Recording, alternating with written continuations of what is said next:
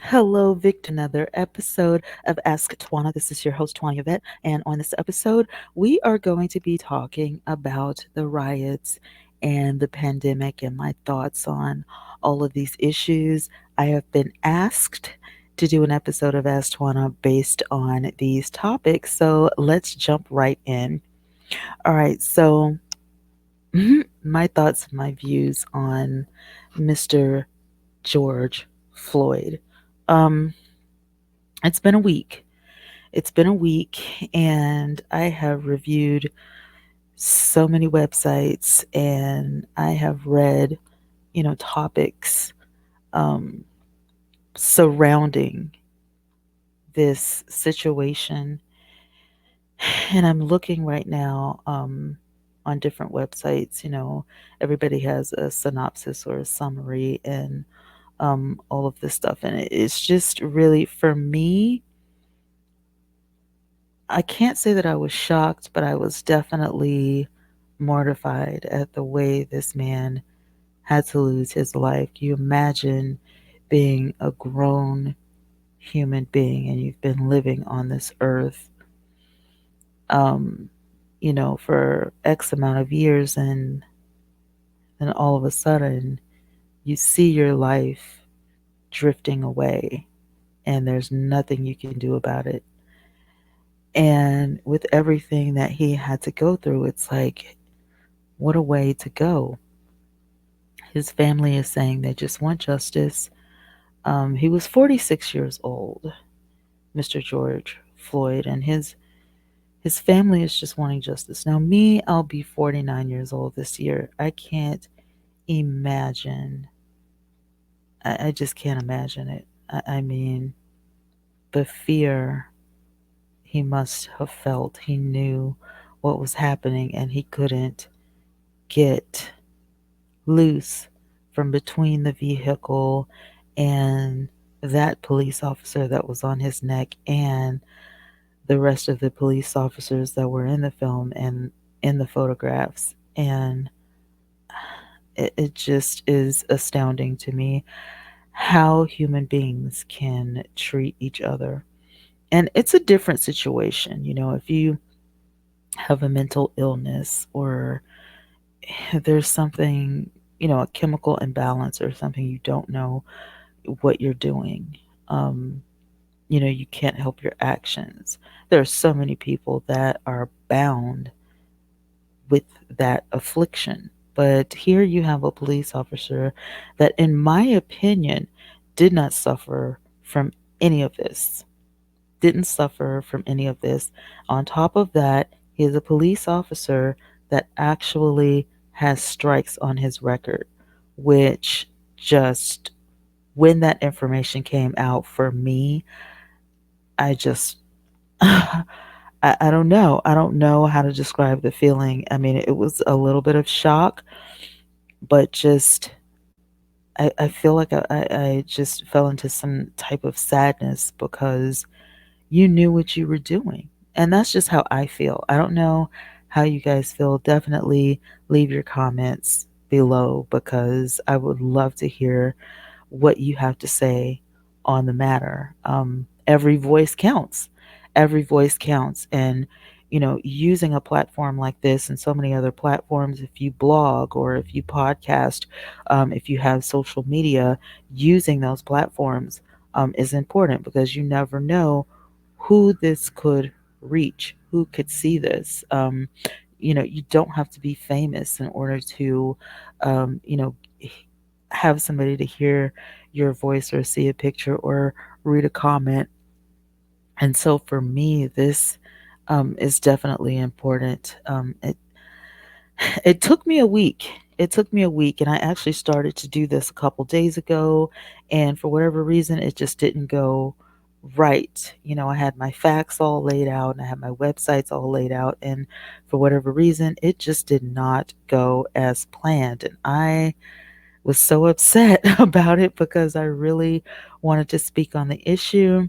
I did get to speak on the issue on two other platforms, so I have to give a shout out to the TR show and SF Rose for allowing me to take the platform and just give my views and thoughts about this situation as well as the information man. So if you have not hooked up or linked up with those two YouTube channels. I will leave the links in the description box so that you can definitely take a look and see what they had to say, hear what they had to say.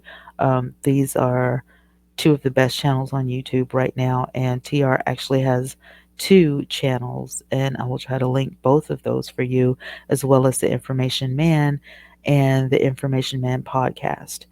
Upon reading one article, it says George Floyd, a man, 46-year-old black man, was fatally arrested in Minneapolis, Minnesota on last Monday. A video posted on social media of the incident allegedly showed. Now, that's what the article says. The incident allegedly showed white police officer Derek Chauvin pushing down on Mr. Floyd's neck with his knee as he yelled, "I can't breathe." Mr. Chauvin, police officer, Mr. Three colleagues present, his three colleagues were present at the death, were fired, and an FBI investigation began. Now, what confuses me is that why there has to be an FBI investigation when it was shot, the video was posted, the evidence is there. There's no way that you can deny what you did. There was no reason um, at all that he had to uh, lose his life. Who cares if he, had a false $20 bill?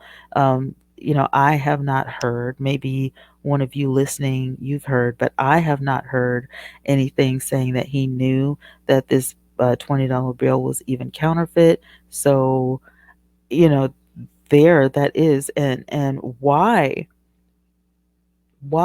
he had to die. What happened in between the time that he was shopping and this convenience store owners decided to call the police?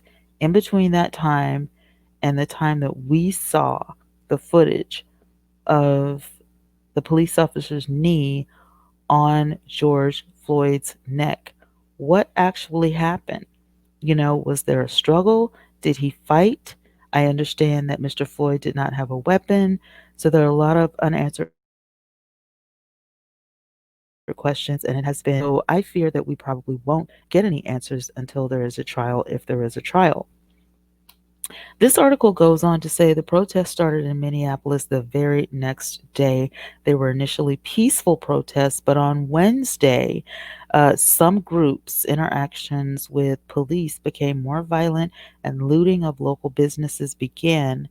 And then they give images of, the fires breaking out. A fire burns inside of an AutoZone store near the 3rd Police Precinct in Minneapolis.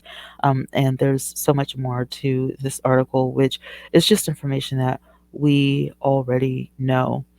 Um, there are also articles of what Trump has to say and Zuckerberg and how he is trying to get a handle on Facebook and what is posted and different things of that nature. I just feel, on one hand, that yeah, if I owned a social media network, that I would definitely want to get a handle on, the situation and police what's being posted, have my staff on guard. But at the same time, on the other hand, I don't want to stifle anybody's voice.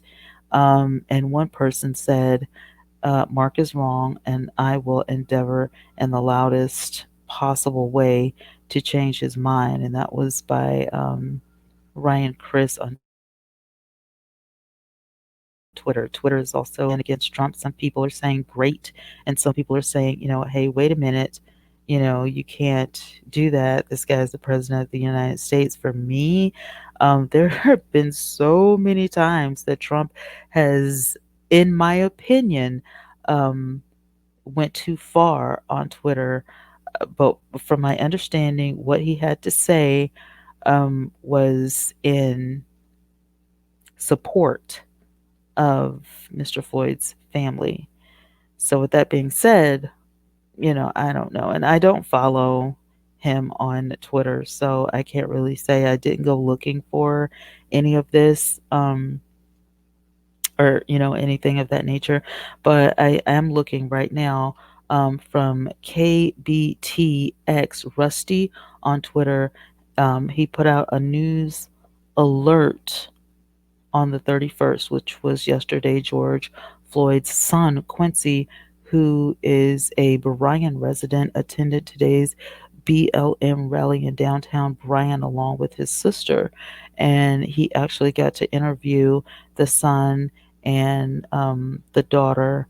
And I'm looking at them, there are a lot of people who decided I'm going to put my mask on as far as the pandemic is concerned. And that's the thing, like everybody has seemed to, forget about there's coronavirus is still out there. It hasn't gone anywhere. Now, this is where my fear comes in. I don't live in fear, but I definitely fear for other people. And I fear for these people because of this one fact. If you allow this to take your eyes off of the pandemic, there is a possibility that you will become infected and then your life is in jeopardy.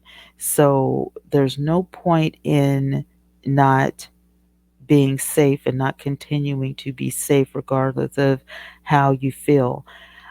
Just looking at the footage of the riots and everything, I definitely understand how people are feeling, but at the same time, and I know people are going to come for me when I say this, but I feel that you don't have to act out in such a way to where it makes matters worse. But I do understand because being black myself, as an African American living in the United States of America, and I'm looking out all over the world. I watch footage, of India, Africa, Asia, and I watch these places just to see what's going on. Not just world news, but I do internet searches to see, what's happening in, different neighborhoods, and I watch video clips on YouTube, just to stay up, on what's happening in the world we live in. And um, there are some places that are still struggling deeply with the pandemic. And there are places that aren't even in the United States that are rioting because of this last incident. And somebody said, what makes this incident so different? Why is everybody going crazy over, George Floyd? It's not George Floyd that people are going crazy over. This death just hit a nerve for a lot of people, including myself. The way we handle things is so different. Almost everybody that I know, that I talk to on a daily basis, none of these people have gotten up, joined a rally so that they could, go out and do crazy stuff like looting or burning down things. Um, does it make a statement? Absolutely. Does it make the right kind of statement? Absolutely not. And that's just my opinion. That is my opinion, and um, I don't think that everybody is going to agree with me, and that's totally fine.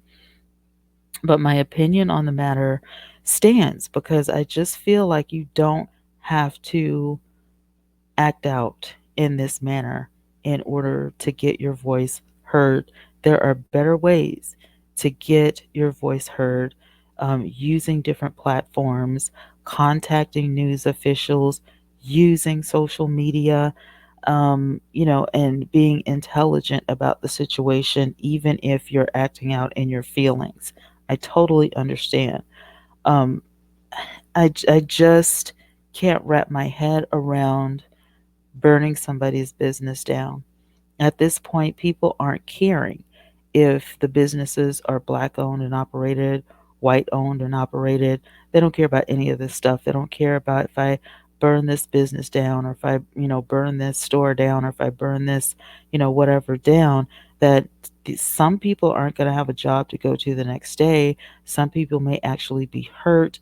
If I don't have a job to go to the next day, this could affect my children. This could affect my entire family, and you have to think about stuff like that, in my opinion, before you start acting out. I think about the whole gamut of things. Who all is going to be affected by my actions? And that's just how I feel. It is not taking anything away from the family and what they are going through. I have lost a daughter myself. I know how that felt. And there are so many feelings.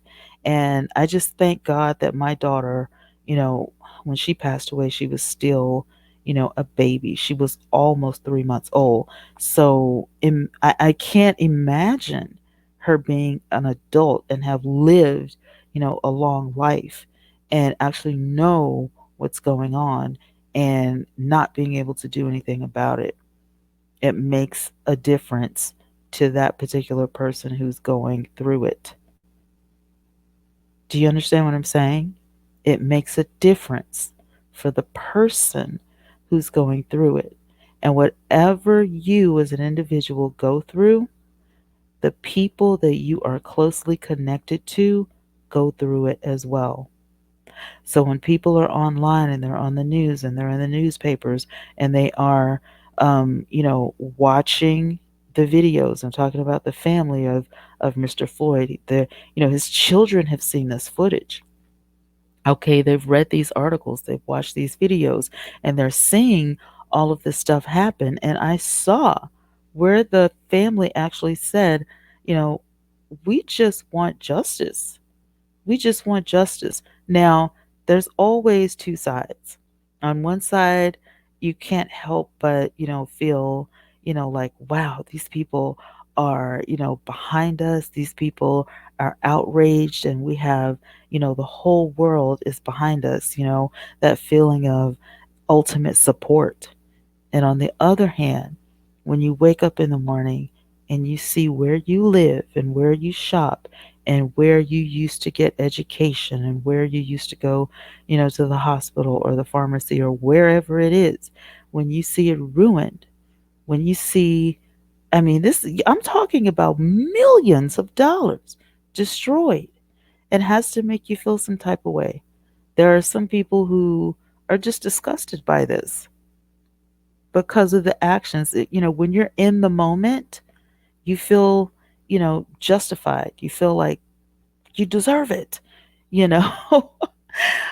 But I can't help but think the people that are losing their businesses. I just saw on the news a minute ago there was a news flash, and it's like way past 2 o'clock in the morning where I am, and the news flash came on where a truck driver was trying to get through the streets, and he was driving through one of the riots because he was working, and they wouldn't let the man pass, and then they drug him out of the truck. And it's like, you don't even know this guy. This guy is just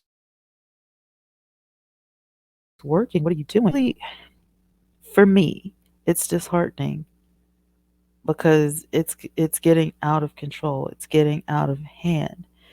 And again, that's just my opinion. I just want to voice my opinion. I can't speak for anybody else, but like I said, I would love to hear what you guys have to say about it by dropping your comments below. And of course, we will further the education because I know this is not over. I know this is not over. It's going to continue. There's going to be more footage. There's going to be more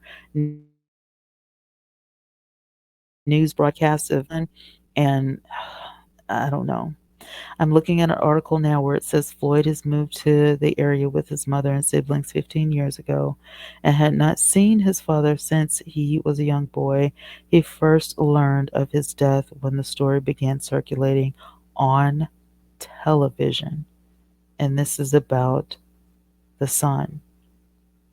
At 4 or 5 p.m. yesterday, despite curfew, White House protests spiral out of control. Demonstrators were hit in the head with canisters of tear gas. Protesters broke into offices.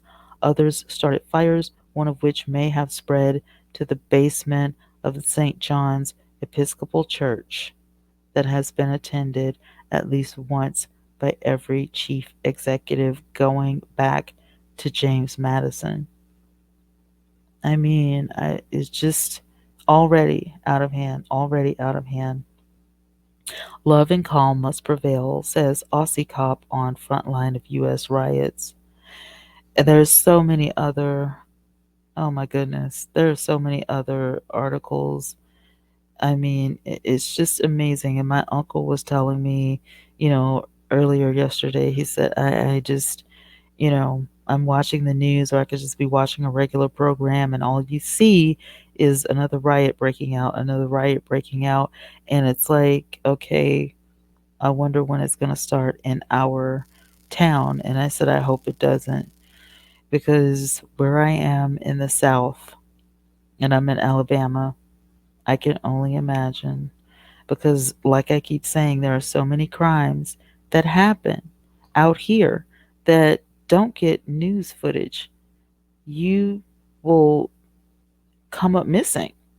Someone you love will come up missing, and you don't know where that person is, and the body may be found, the body may not be found, and you know where you live, and you know that if you kick up dust, that you could be next, whether it's by police brutality or, by some other group.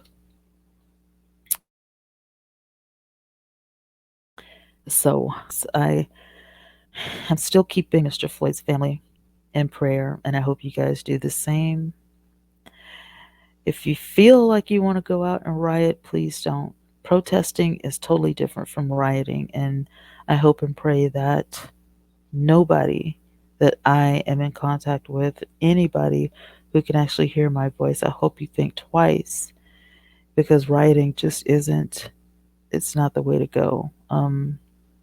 A peaceful protest like Martin Luther King Jr., I feel like that's one of the best ways to get a point across when it's something this huge. As far as the pandemic is concerned, please wear your masks. If you feel like you'd be safer to wear a mask and gloves, do that. Make sure you keep your hand sanitizer, your alcohol spray bottles, whatever it takes. Make sure that your mask is thick enough to keep your cough in. If you have a little cough or something, make sure that it's thick enough to keep other people's germs out so that you don't breathe this stuff in. If you're a wearer of glasses, make sure that you have your glasses on. It's really good. If you go through drive-throughs, to also cover your eyes with shades if you need to. Just whatever you have to do to keep all areas, your eyes, your nose, your mouth, covered up, and make sure that you're not transferring any germs back and forth with your hands would be amazing, because we want everybody to remain safe. So this has been my episode of Ask Twanna. Thank you guys for listening, and stay tuned because there's more coming. That's my cliffhanger. All right, we've got some girl talk coming up in the next week or two. We're going to have Una Poco Loca. I reached out to TR from the TR show and TR News and Reviews, and he's definitely on board for coming on the show. So I cannot wait to get these people on. And if you guys have a channel that you want me to review, or you have a topic that you want me to talk about, make sure that you use the email in my about section and in the comments below in my description box, and let me know that you want to be on the show or that you have a topic you want me to cover. All right, guys, until next time, this has been Twanna Y'vette. I love you for watching. I love you for listening. Bye for now.